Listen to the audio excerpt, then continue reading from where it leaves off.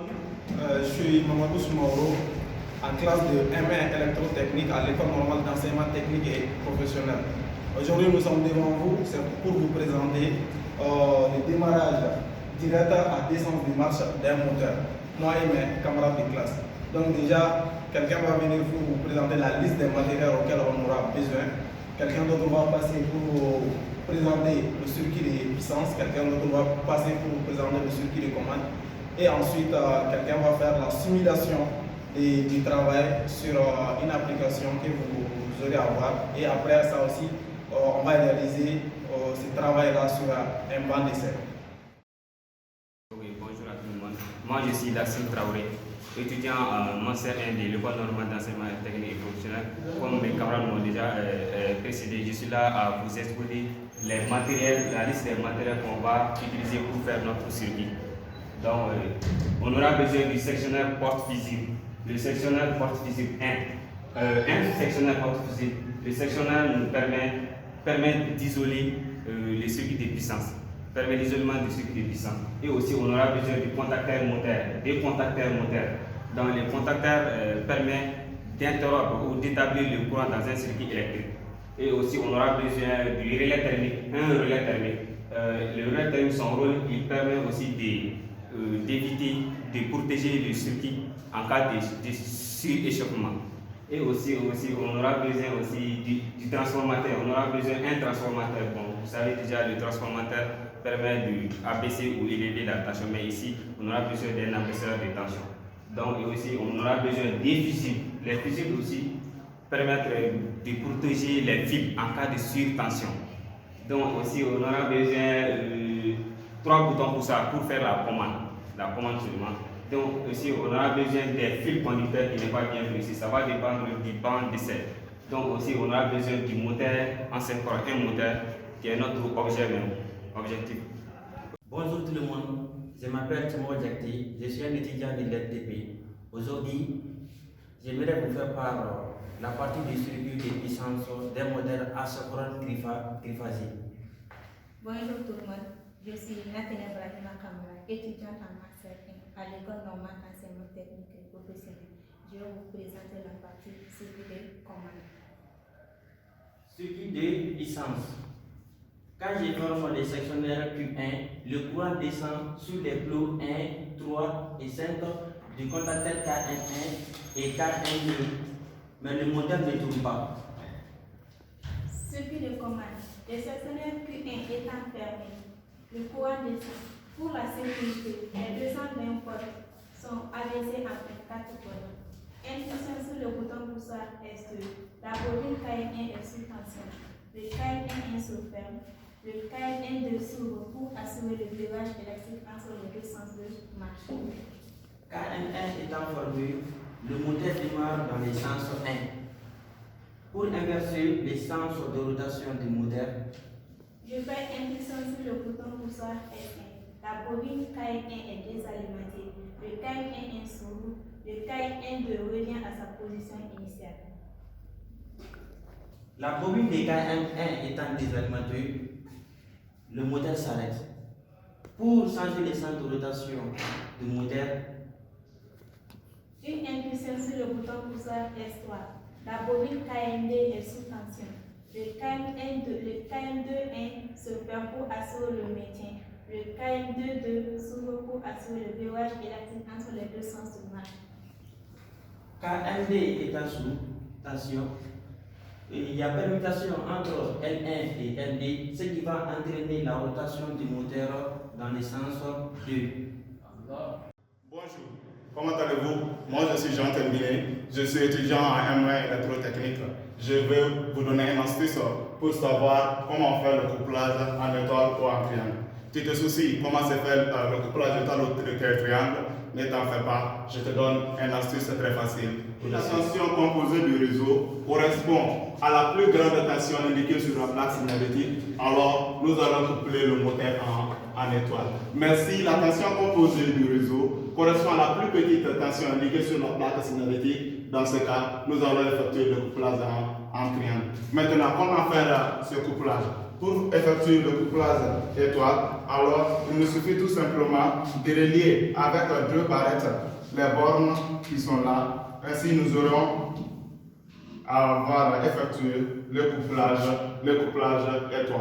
Mais si nous voulons faire le couplage triangle, alors il suffit tout simplement de faire cette configuration et nous aurons à effectuer le couplage triangle. Merci à vous. Bonsoir à toutes et à tous. Moi, c'est Gaussou Kamina, étudiant en M1 électrotechnique de l'ENTP. Donc, je suis chargé de faire la partie simulation sur le logiciel Schemaplic. Donc, sans plus tarder, et comme vous avez eu à voir avec mes camarades, les circuits de puissance et les circuits de commande. C'est ce qu'on va réaliser ça là sur le Schemaplic avant de passer sur les bancs d'essai. Après avoir fait les raccordements de nos différents équipements, on peut maintenant passer à la simulation. Comme l'objectif ici est de faire la réalisation avant de passer sur les bancs d'essai. Donc, c'est le même schéma qui est sur le tableau là. On a ici, c'est la partie circuit de puissance et l'autre là, c'est le circuit de commande. Les deux circuits là sont directement reliés à une source triphasée avec le neutre. Donc, on peut passer maintenant à la simulation. Bon, une fois arrivé ici, on remarque qu'il y a certaines lignes là qui sont colorées en rouge. Ça veut dire qu'il y a courant sur ces lignes là. Donc on ferme les sectionneurs K1. Le courant descend respectivement sur les plots KM1 et KMD. Et on voit ici que les moteurs ne tournent pas. Donc on passe maintenant à la partie commande. On ferme KD et notre source 220 volts est transformée en une source de 24 volts là ici. Donc, pour faire démarrer le moteur, on fait l'impulsion sur le bouton poussoir SD.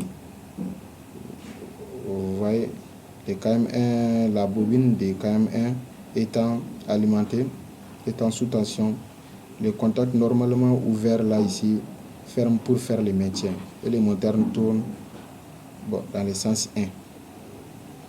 Et pour faire tourner le moteur dans l'autre sens là, on fait l'impulsion sur le bouton poussoir SD pour arrêter le moteur.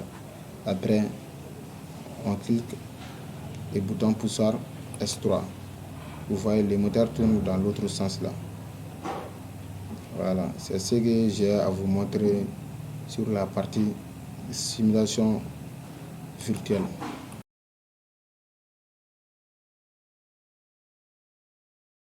Bonjour, je m'appelle Badr Al-Dani. Je suis devant vous pour montrer le niveau de couplage. On a sur notre place Unity 220 pour le couplage triangle et 380 volts pour le couplage étoile. Comme notre source d'alimentation est de 380 là, car on va coupler notre moteur en étoile. Bonjour tout le monde, moi c'est Massila Sakone. Voilà, je vais vous faire le câblage du circuit de notre circuit de puissance. Voilà, pour commencer, on a les trois phases. Ok, voilà, L1, donc on branche au plot 1, voilà, de notre contacteur. Ok, voilà, ça c'est notre L1 branché. L2, on branche au plot, voilà, 3 de notre contacteur. Et L3, ça c'est au plot 5 de notre contacteur. Ok, voilà. Donc ça c'est pour alimenter notre circuit de commande. Ok, voilà, on va brancher ça directement sur notre relais thermique. Ok, voilà, voici le branchement fait. Voilà, donc on a les trois phases qui vont être alimentées, voilà, par notre source. Ok, et plus le neutre qui est là. Ok, voilà, ça c'est notre bloc additif pour la commande. Ok, voilà, on va mettre ça sur ça. Ok, c'est le bloc additif. On va brancher ça ici.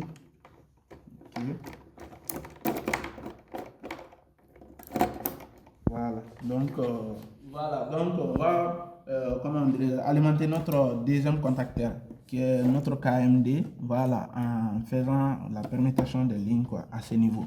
Ok, L1 sur L3, voilà, du deuxième contacteur. Ok, et on prend L2 sur L2. Ok, L2 du premier contacteur, voilà, sur L2 de là. Ok, et enfin L3 sur L1.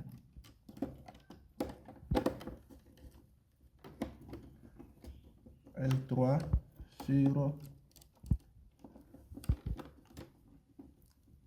sur L1 et voilà, donc le branchement du moteur est déjà fait, voilà, et ça reste maintenant à alimenter notre circuit, voilà, pour passer à la réalisation finale.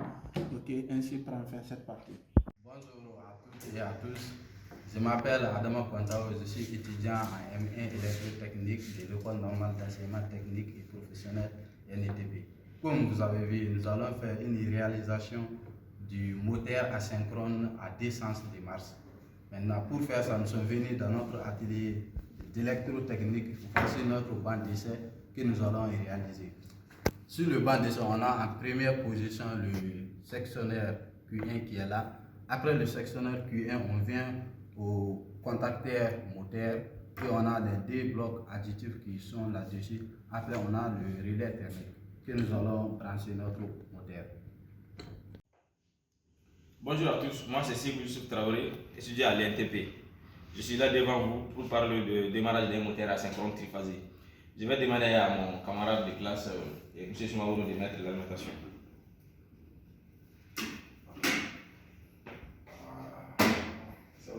Donc, tout d'abord, on appuie une action sur le bouton poussoir S2. Le moteur va tourner dans le sens 1. Et pour changer le sens du démarrage, il faut arrêter d'abord le moteur par le bouton poussoir S1. Ensuite, on va continuer sur le bouton poussoir S3 pour le démarrage dans le sens 2.